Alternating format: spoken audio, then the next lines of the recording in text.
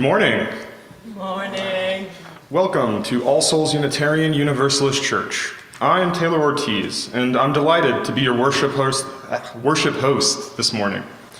We're grateful to have all of you here with us today, whether in person or online. No matter what you believe, who you love, or your background and circumstances, you are welcome. We have the joy of coming together, and we want to make sure that everyone feels welcome here. So please reach out and greet those who are near you. Matthew. Hi. And we'd also love to acknowledge the folks who are here with us on Zoom.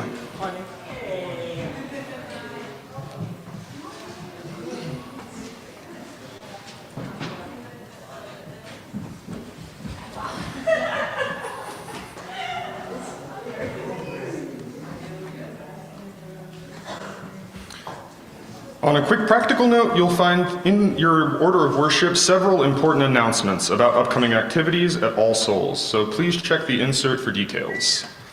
And if this is your first visit here, please sign our guest book in the narthex at the front entrance so that we can keep you posted with our weekly newsletter. You can also find information in the pamphlets in the pews, so please join us for our social hour after the service. There will be coffee, and I saw maybe some stroopwafel type things on the table back there, so it should be a fun time. And now, I invite everyone to breathe. Breathe deeply. Come into this room. Be present. Be focused. Be at peace. In the words of Reverend Kathleen McTeague, we come together this morning to remind one another to rest for a moment on the forming edge of our lives, to resist the headlong tumble into the next moment until we claim for ourselves awareness and gratitude, taking the time to look into one another's faces and see communion. This house of laughter and silence, memory and hope, is hallowed by our presence together. Let us take this time for quiet reflection as we listen in silence to the prelude.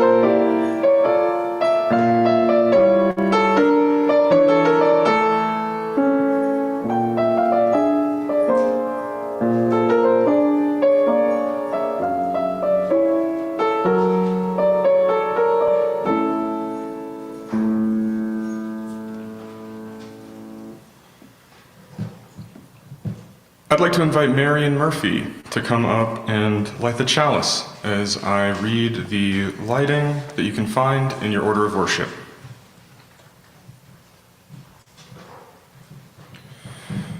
We gather this hour as people of faith, with joys and sorrows, gifts and needs. We light this beacon of hope, symbol of our quest for truth and meaning in celebration of the life we share together.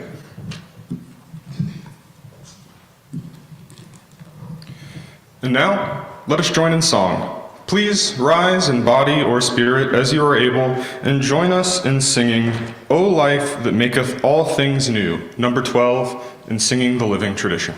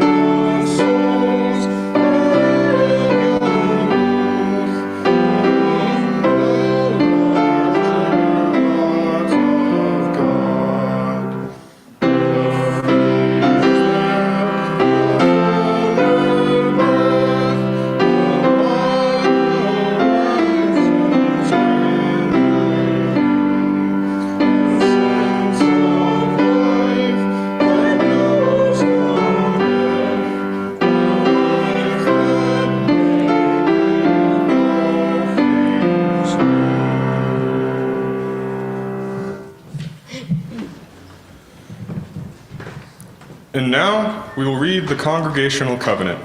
Please read along following the underlined section. In this house, we covenant with one another to create a community built on a foundation of love, to work together to promote equality, justice, and peace, accepting responsibility for our individual acts, to stand on the side of love, embracing the liberation of the oppressed, and working to end discrimination and unjust privilege, to communicate with kindness and support, and to serve with compassion and commitment, to listen respectfully and value our diversity as a source of our collective strength, to learn and grow together, generously sharing our time, talents, and treasures, to celebrate the joys of discovery from the wonder of youth to the wisdom of age, to openly share our laughter and our tears, showing reverence for the divine in all that is. Every week in our church, we take up an offering, which gives us an opportunity to exercise the generosity of spirit that supports All Souls and its many ministries.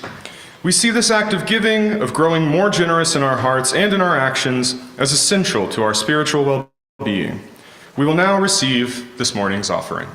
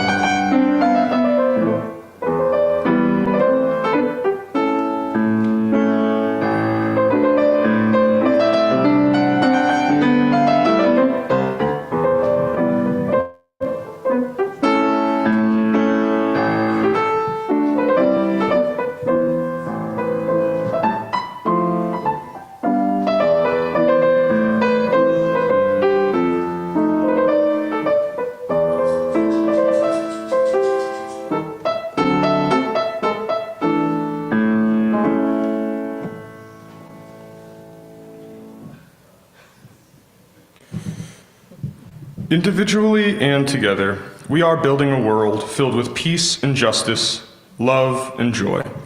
Each one of you, by your commitment of time, talent, and treasure, helps make that grand vision real.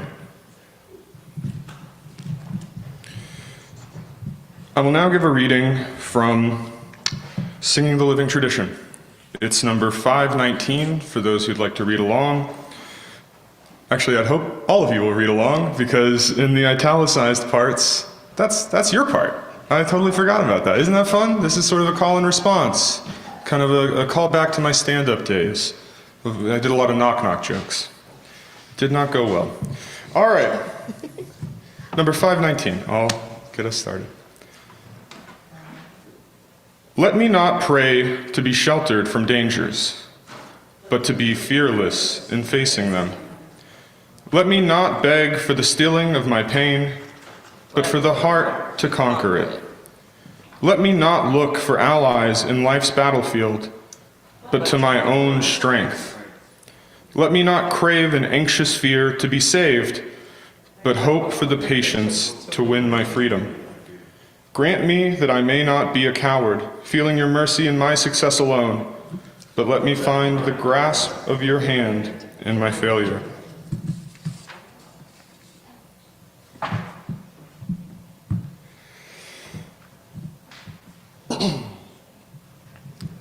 I want to start with a content warning for this sermon. I'll be mentioning suicide and drug use. I won't be speaking about them explicitly, but I wanted to give folks a warning in case those are particularly difficult subjects for anyone here. I wanted to talk about something big and profound for my first sermon. I was scrambling between ideas for a while, and then I met with Kay Judd, who told me that Unitarian Universalism is all about personal power and horizontal worship. So I decided to take a big theme that I'd decided on, empathy, and talk about it more from my own perspective specifically. I've been thinking about empathy a lot lately. I think it's the dividing line between people who want to fight for a better future and people who want to fight for the safest possible version of themselves. Reverend Elizabeth Nune wrote a chapter in the 2025 UU handbook called Our Work for Social Justice. In it, she said, "There's a thing that happens for so many of us, that some things are news and other things are family. For some of us, increased Islamophobia is news. For some of us, increased immigrations and customs enforcement or surveillance of activists or stop and frisk or addiction or climate chaos or cash bail are issues and headlines. But for some of us, it's family." When I was 3, my mom and I moved back to her hometown, which is a very small town in West Texas called Seminole. Even though I moved there before starting school, it felt like I was a transfer student, an outsider. My mom was single, I was a mixed-race Latino boy who couldn't speak Spanish, and I've always spoken with a pretty strong reader's vocabulary. My family used to call me the professor, because I started using $5 words just about as soon as I figured out they were actually free. I ended up being a uniting force for the kids at my school. The Latino kids and the white kids could all agree on one thing, that I wasn't on the team. Specifically, there was a group of bullies who realized I was a perfect target. They called me fat, made fun of my mom, made fun of her divorce, and then eventually it got physical. Now I realized pretty quickly that I was actually bigger than pretty much everybody else at my school, and that even in groups, I could handle these elementary school tussles with these bullies pretty easily. But I also realized that most of the other kids who were experiencing bullying were much smaller. And so I quickly started jumping into pretty much every fight that I saw in elementary school and trying to protect the smaller kids. I got in a lot of trouble. I spent more time grounded than I did free in elementary school. My parents actually used to take everything out of my room except for a mattress, 2 sets of school clothes, and my Sunday school clothes when I was in real serious trouble. But that never made me stop. I knew what it felt like to be little, to be belittled, to be beaten up because you didn't fit in. And it just made sense to stop it when I saw it. And the rules that meant that I was supposed to be punished for doing that were just wrong. I think that was my first big lesson in empathy. When I was 12, my stepdad got a job that brought us to Morgantown, West Virginia, which was very different from Texas. I was able to make friends with a fresh start. I still got harassed occasionally. There was actually a group of kids that we called the Carhartt Mafia that were trying to act like the most racist rendition of Rednecks TV had to offer. But I didn't get into fights anymore. I did, but that's a different topic for a different sermon probably. I started doing everything that I could from an extracurricular sense. I was a football player, a wrestler, a lacrosse player. I played trombone in the marching and jazz bands. I did drama, the musicals, show choir. I was in advanced classes. I didn't really fall into any cliques because I just wanted to try everything and make friends with anybody who was being nice to me. It was all new and exciting. In my sophomore year, a friend of mine named Jeremy was giving me acting lessons, and I remember he told me that I had a well of trauma to draw from that was an acting edge, and that the anger and the sadness that I was bringing out in monologues was coming from a natural place, which he didn't have, and he was jealous of me. And I remember telling him I would trade that acting edge in a heartbeat if it meant that I didn't experience that trauma, because I felt like I'd had More than enough trauma between the family addiction, the isolation, the bullying for a few childhoods. The following year, my friend and wrestling teammate Ryan took his own life. I was at a lacrosse practice on a field about 3 blocks away from where it happened. And I watched the aftermath unfold in front of me in real time. Grief counselors came to the school. We put a choir together for his funeral, and I started skipping class. I had already been experimenting with drugs and alcohol at that point, but that was the moment where I really started to rely on them to deal with the issues I was feeling. I knew in my head that there was no way that I could have just run 3 blocks, known what was happening, and saved him. But it took a long time to process that into something that I fully know. I learned a lot about myself in that time. I had really deep, hard conversations with my friends. I really struggled to find a way to make sure that I never forgot Ryan. That became an obsession of mine. In the end, it was Coca-Cola. Not so fun fact. Coca-Cola is what they use to clean the aftermath of a death like that. And I learned that from a city worker that I was watching spray it on the spot on the sidewalk that my friend had passed away on. I still, to this day, I can't look at a can of Coke without seeing his face. Then, right before summer, between my senior year and my freshman year of college, a good friend of mine, Vita's mom, died. She had been in the vegetative state for about 5 years at that point, and it wasn't much of a shock, but it was extremely sad. My friends and I stood around in the break room of the funeral home after the service was finished, and we drank coffee, and we talked about our memories of Vita's mom, about our times together as friends, about what we were going to do after high school. And I remember thinking, we're not kids anymore. We're just never going to be kids again. But I kept moving forward through life. I got a wrestling scholarship for college, but college wasn't really built for kids with staggering grief, substance abuse issues, and no idea what they want to be in life. I had also recently fallen out of my Christian faith after coming to terms with the homophobic tendencies of my church family.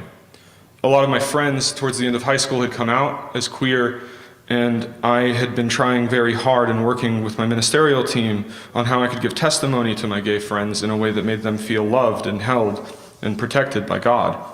And then I started to realize that the negative things that my friends had been telling me for years about the church and that I'd never believed were at least partially true. I felt at the time like an ally who had to stand up for my friends, but I later realized that I also felt hurt as a closeted gay man. I'd also decided after my freshman wrestling season was over to join the debate club for my college, and then through research and debate, I talked myself out of my own conservative beliefs. It was a lot, and mostly good, but it didn't lead to a very long or fruitful college career. I ended up dropping out and joining the Army Reserves.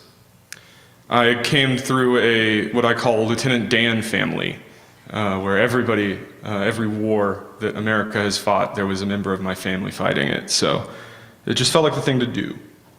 And I won't get into the details here, but about a year after I'd gotten out of basic training, I'd ended up homeless. And I decided at that point to live in my truck, drive around the country, and do stand-up comedy. It was a lot. It was harrowing. I was still going to drill for the Army, but I also got addicted to methamphetamine at this time. It was about a year and a half of binaries, right? I experienced sexual assault for the first time. I felt true hunger for the first time. I had to watch very closely while friends of mine overdosed. But it was also extremely free. I very rarely had an actual destination in mind. I would just point my truck in a direction and drive. I would do stand-up in different cities. sometimes pretending to be my own manager so that I could trick club promoters into booking me for gigs that paid $50 at the most. But the entire time I knew that I needed to stop and that I was supposed to be doing something so much more and that I desperately needed to find a direction in my life. And then towards the end of 2015, I got a call from a sergeant that I didn't know telling me that I had been put on the volunteer list for a deployment. It was confusing because it was for a unit that I'd never been involved with. I'd somehow ended up on their roster, and then I'd somehow also ended up on a volunteer list for a deployment. And I said, well, I did not apply for this, I didn't volunteer for this, and he said, it's either Cuba or Kuwait. So I spent 2016 stationed in Guantanamo Bay, Cuba. Seemed like the better choice. It was an intense deployment, another game of binaries. I was on a tropical island with a full Navy base and all of its luxuries. You know, there was a Taco Bell and a bowling alley, and I could check out a boat like a library book and spend the days out with my friends on the bay whenever we were off. But it was also a very serious deployment with high stakes, a lot of controversy, and it was happening during the most contentious presidential election of my lifetime. I was the only liberal in my squad. Sometimes I thought maybe on the whole island, and I would often find myself after HR trainings or heavily politicized moments in the election posting up in the smoking area of our living quarters and just chain smoking cigarettes, trying to catch Republicans and convince them that they were wrong. Then a hurricane started to form in the Caribbean. Hurricane Michael quickly became a Category 5 hurricane, and it was aimed directly at us. I remember they started playing a recording on the local radio of the island commander saying that we were going to do everything we could to fortify our position, we would evacuate those we could, but then it ended with him saying that we were expecting casualties.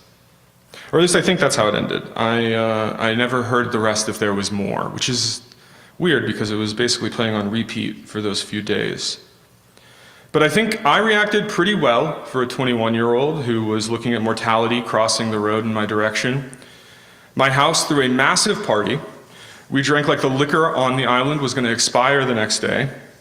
And we broke into the supplies of Cuban cigars we'd all planned on bringing home to our families. And then even though I tried to stop them every single time, my roommates flipped our dining room table at least a dozen times, ruining pretty much every Pong game that was set up that night. And then 2 days later, I stood outside of the building we'd been evacuated to, smoking a cigarette and looking at the hurricane in the distance, and at the palm trees around us, already bending and snapping like wacky, wavy, bendy, inflatable tube men at a used car dealership. But nobody had to find out how bad my credit score was that day, and we also never got hit by that hurricane. It surprised all of us and took a hard 90-degree right turn at the last minute, missing the island completely. I don't really know how to explain the way that I felt after that in the last few months of my deployment. We'd escaped death, but not in the way that soldiers normally escape death on a deployment. I had plans to go to Chicago when I got back and make a more full-hearted run at stand-up comedy, but then one night I had a conversation with my friend Walt on the phone, and he was trying to convince me to come up to Western Massachusetts and go to Hampshire College to do art. I pretty much blew him off, and then me and my friends did our thing that night and got extremely drunk. And when I woke up the next morning, there was a Word document on my phone, a full letter to myself that started with, "Hey buddy, let's be real with ourselves. Chicago's not going to work out." And I'd also half completed the application to apply to Hampshire College. And then I came here. I pretty much immediately managed to find an incredible group of friends who very much helped me become a more fully formed human being. I realized very quickly that my opposition to bullying, my deep desire to help people, and my religious and spiritual faith actually made me much better suited to activism and organizing than it did to the army or fistfights. Since then, I've been politically active for everything from ecological protections to opposition to police brutality to fighting for Palestinian liberation. I watched my friends fight even harder than me. I saw people who had no connection or cause to stand on the same side that I was doing so over and over and over again. Two of my friends basically started a mutual aid network in Morgantown. One of my friends started a domestic violence support network in Houston. Another one of my friends has written multiple books on the queer diaspora of Appalachia. My friends have been involved in starting and leading unions, and I'm in awe of them. And I'm also incredibly lucky that I've got to stand beside them in that work. I push myself really hard when it comes to this work. I think I do that in large part because that's how it was modeled for me. The best organizers that I know work themselves to the bone, and so that's also how I operate. I often find myself extremely tired, hungry, and looking at a Google Calendar that lets me know I still have 3 more appointments that day. Me and my roommate Kobe sometimes talk about video games the way that me and my battle buddies used to talk about seeing our families again when we got back from deployment. But I don't think there's another way to do this work. When it's your family on the line, you push yourself as hard as you have to. And I've been hearing a lot recently that we're living in unprecedented times right now. That things are worse than they've ever been, and that this is a shocking thing for so many people to watch. But I actually strongly disagree. I think we're in extremely precedented times, except for the fact that right now, I think the largest number of people in this country are in the same position. I think that right now, any of us could be next. It doesn't matter if you're white or rich, you could be next. And that's extremely scary. But it also means we're all in the same boat. It means a lot of people who up until this point weren't able to look across and see empathetically what it feels like to be in a position of oppression, to feel a boot on your neck. They feel it now. And right now, we all know that we need to get that boot off of our neck and that it needs to stay off. But it has to stay off for all of us. I really hope that moving forward, we can regrow this church, that we can bring in new people who also want to fight with us. I hope we can accept the stranger and bring in people specifically who are likely to be targeted and affected, not only right now in this moment, but as things hopefully start to get better in the near future. Because I think it's all too common that after a very serious negative time, we all just want to get back to normal. But normal is really bad for a lot of people. And I think the only way that we can continue to fight after things start to get easier for us is to have people in our lives for whom things do not get easier. My empathy has always pointed me in the right direction. My empathy for other people being bullied led me to stop the bullying when I could. My empathy for my friends and Ryan's family showed me that you can never really know what's going on in somebody else's mind, that you should always check in whenever you feel like something might be wrong with somebody that you care about. My homelessness and my near-death experiences taught me that at any point, you can stop being yourself and start being a statistic. My reliance on substances taught me that just because somebody is leaning on something that we all know isn't good for them doesn't mean that they're stupid or they're making bad choices. Sometimes people are just in a lot of pain and they're using whatever they can to make themselves feel better. These people aren't statistics, and they aren't news. They're our family. So I really hope to more fully join this family, and I hope that as we grow more and more, we grow stronger in that family connection. Thank you all so much for listening to me today. Now is the time in our service for sharing joys and sorrows. If you have a sorrow that needs the help of this community to carry, or a joy that's so great that you must share, now is the time. You may share with the congregation. A microphone will be brought to you. David is kindly coming up now to grab it. This is not a time for personal or political announcements, however. We care for each other by being true to the purpose of this time. We also care to each other by our brevity, so please be brief. There will be an opportunity downstairs, right here after the service for longer conversation and for sharing announcements. A very great joy that we feel today is to have visitors at All Souls. During this time of joys and sorrows, we invite you to introduce yourself. While this is not required, we would love the opportunity to welcome you. Now is our time for welcoming visitors and sharing joys and sorrows, so please raise your hand if you have something you'd like to share, and we'll bring a mic to you. Underage, you mean that's really bad. Come on, don't be shy. Let's start with anybody at home on Zoom. Yeah, do we have anyone on Zoom with any joys or sorrows? Not yet. I brought too much sorrow. No, you didn't.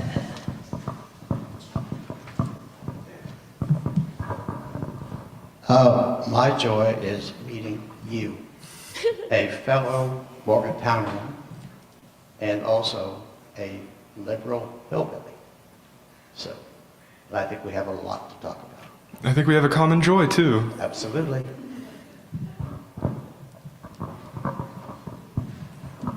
My joy, I just wanted to thank you, Taylor, because that was amazing.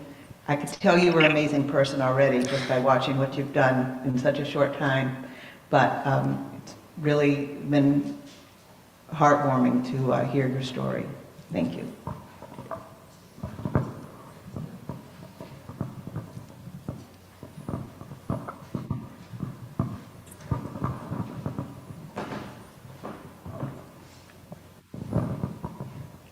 I thought it was also a wonderful talk. And I want to tell you that my husband was bisexual. And he had asked me the year after, within the first year of marriage, that he wanted to explore his relationships with men. And I was doing child therapy at the time. And the pediatric physician was, and so I said that I couldn't remember anything that had happened at the program, the service with the child, when I saw the child. I said I was so distraught. I didn't know what was going to happen. And you know what he said? It's so wonderful that he trusted you so much. Hi, honey. To just So water. ask you. Could be water. And he put it in such a positive sense. And then in old age, he was buying a house in Fort Lauderdale, and he said, "What do you think? How do you want to be? What do you want to have? Do you want to have just an amicable, some whatever?" And I said, "Well, what do you want?" And he said, "Well, I want to get divorced," because he was going down to the, he had contracted he had contracted AIDS and was on AIDS medication, and he just didn't want anyone to say, "Oh, you're cheating on your wife," or something.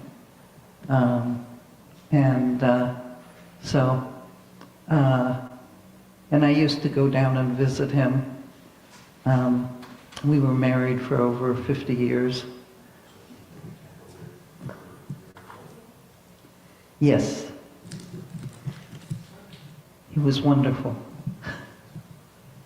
That's really lovely. Thank you, Karen.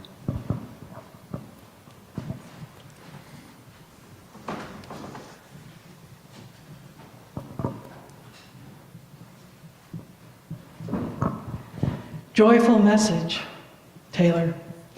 Unitarian Universalists have a number of marvelous faith practices. And what came up for me today was that we not only resist judgment of others, we actually practice acceptance of others. This is one of our tenets in our faith, is to make sure that people know that they are good just the way they are, and that with us, we grow together. Thank you, Taylor.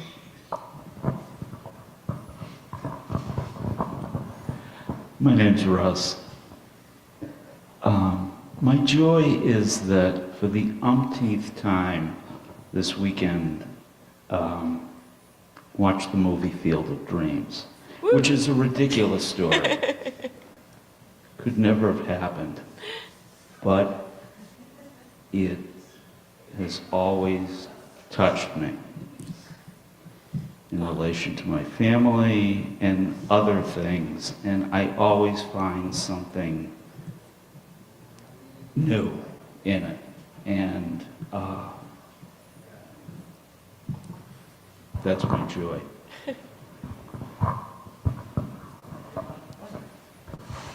Morning, church. We'll start with sadness. I know we have a big snowstorm coming.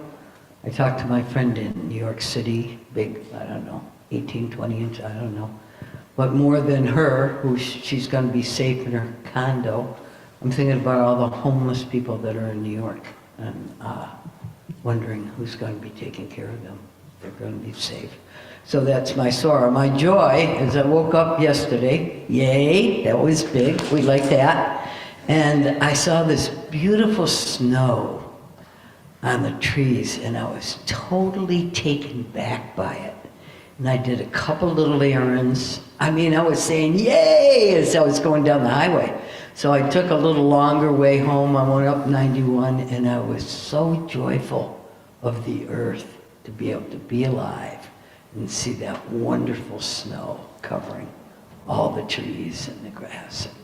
It's just marvelous. Thank you. I find it interesting that we call it snowstorms. We don't say we're having a rainstorm. Well, I guess we do, but snow event. Hi, I'm Sandra. What struck me about your message this morning was Gandhi, who said, vulnerability is strength. That willingness to say, I don't know, that willingness to let friends guide you. And in your story, you know, when the friend called and said, come to Western Mass, you know, it's only when we're vulnerable and feeling that something like that can happen. A surprise, a gift, a leading, and I just am very grateful for your story. Thank you. And I'll just actually, off of that, share a joy, which is that now, after 4 years of being down in Morgantown and being one of those friends who started that mutual aid network, my friend Walt has been convinced by me to move back up to Western Massachusetts. So he'll be coming this summer. Bring him to church. Oh, he's going to be at church. He's going to be my new music guy. And he better be watching this right now. Do we have any other joys or sorrows we want to share? Hey, I'm Laura.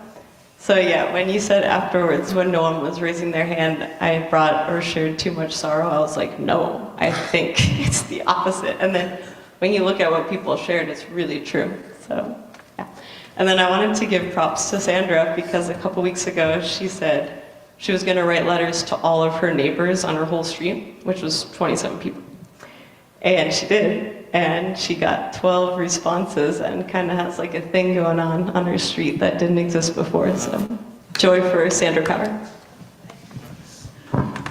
Do we have any at home on Zoom that we want? No. Oh, yes.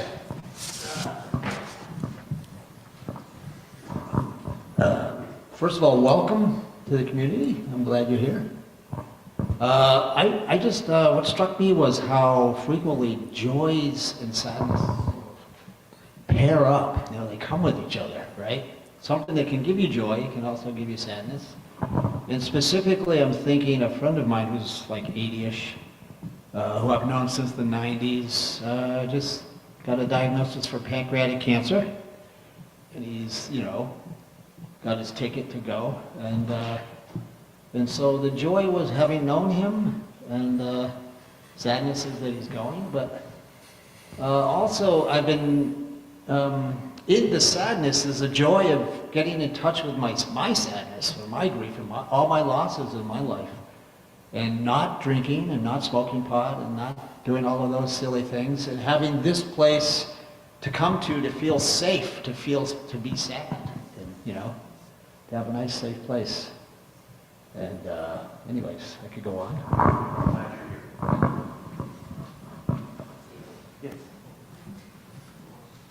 Hi, my name's Jane. I have a quick joy and sorrow. My sorrow is for my very dear friend Joan. We call her Saint Joan. She's one of my best friends from Atlanta. And her mother just went into hospice this week, so I'd like to light a candle for her and her family. Okay, we'll switch that out. And then I have a simple but amazing joy. Honestly, something that has been, like, I've been needing to do this for over 6 years. I moved 3 times, and so that postponed it. But anyway, I went to the Greenfield post office and submitted a passport application this week. Yay. And I want to say it was the absolute opposite of any stereotyped experience of what a postal worker experience would be like. This guy, Patrick, was amazing, lovely. If anybody knows him, it was just a joyful experience, and I'm super excited. I have a passport coming.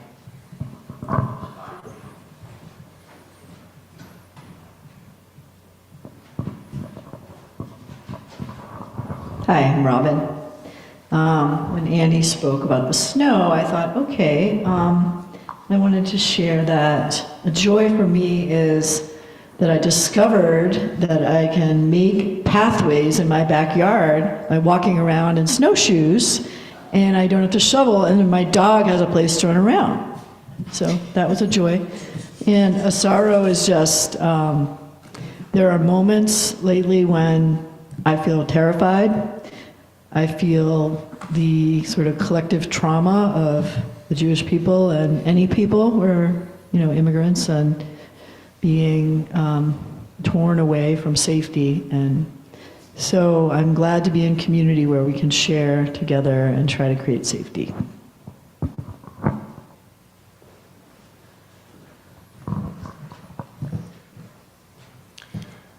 I now invite us into a time of silent reflection.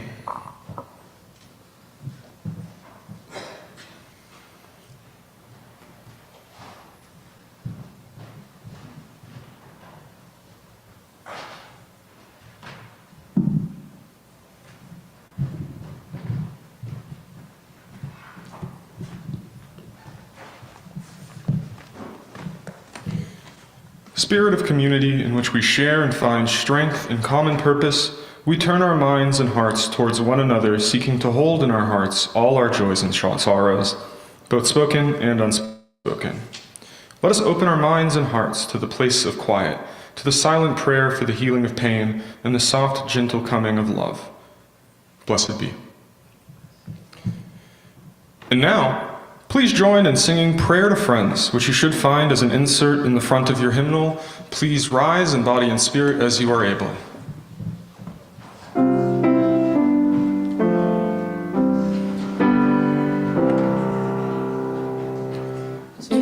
This day I bring my life, born of hope, born of sand, burning joy when others strive. All I have, all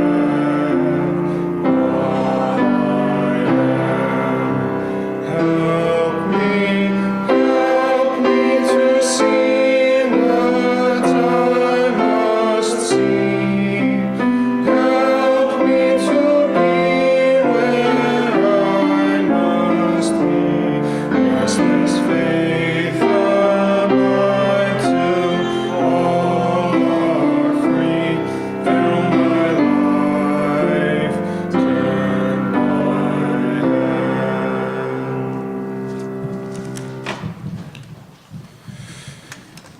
And now we can actually stay up in body and spirit as we're willing, because we're going to move right on to hymn number 1064 in the teal hymnal, Blue Boat Home.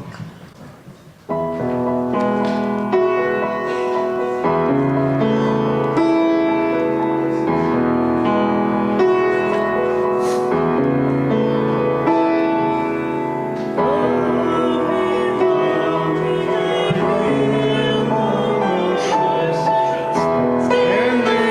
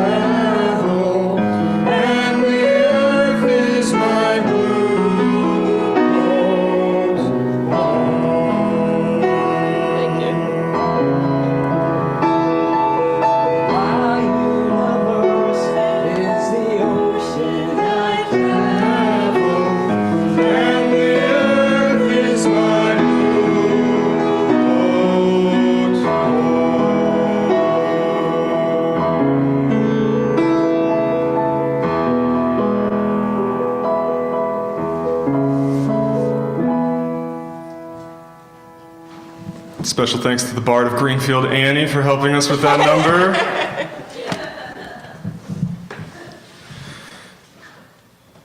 The world is too beautiful to be praised by only one voice.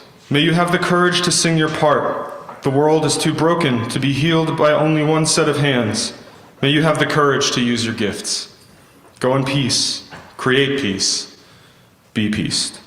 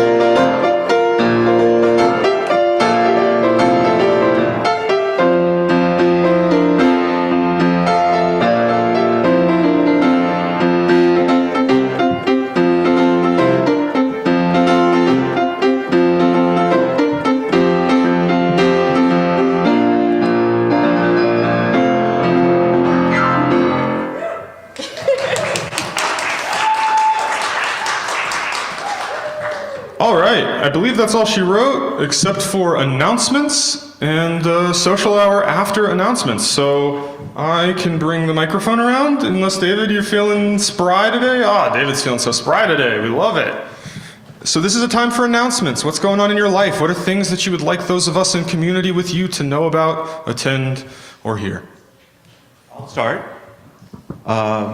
We have our pledge cards available. If any of you have not yet received one or would like to fill one out in advance, we are looking to establish our pledge level for our upcoming fiscal year starting July 1st, but more of this to come in our future weeks. We, as the Canvas team, will be meeting this afternoon, 1 o'clock? Noon. Well, thank you. Noon, right, because it's 11:25 now. So we will be meeting. Any other announcements? Yes, Robin?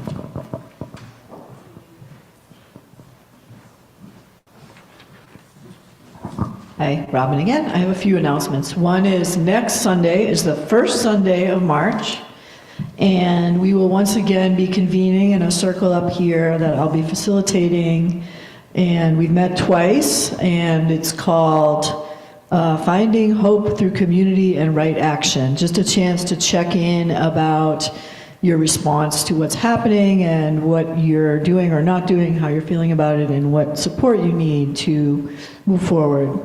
I also want to announce that I am starting up my next group of Spiral Up, the depression recovery program that I created, and if anyone is interested or you know someone who's interested, see me. It'll be starting up next month.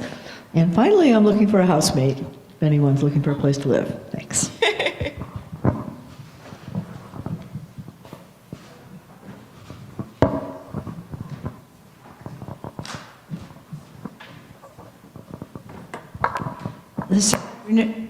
This afternoon at 3:30 in the Sunderland Church is a program on Christian nationalism. And it's a collection of a priest, a rabbi, a minister, and an imam, all reflecting on what's happening to religion in this country. So. What time? 3:30. Sunderland. I think it's the First Congregational Church. It's on the corner of 116 and 47, where that traffic light is.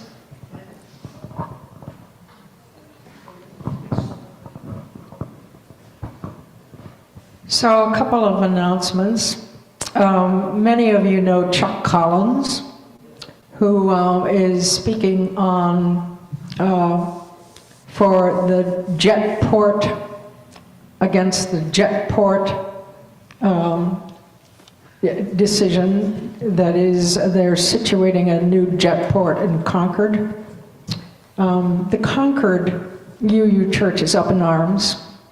We have people speaking in the Concord Church now about forests, which they're cutting. and also about the enormous quantity of carbon dioxide that jets put into the atmosphere. But even more to the point for today, on issues to do with our working together on, many of you now have copies of bystander training that we can work together on with and voice our concerns through LUCE, that is LUCE. And that's something that I've been learning about actually through Taylor. Yeah, definitely. If anybody here is interested in standing in solidarity against ICE right now, LUCE is the people to be with. They've got a hotline, they're doing trainings on identifying and verifying that ICE is in your neighborhood. Really great, important work. And I guess also I'd like to announce that we have a social justice meeting after the service today. So that'll be at noon as well in the minister's office. So if anybody is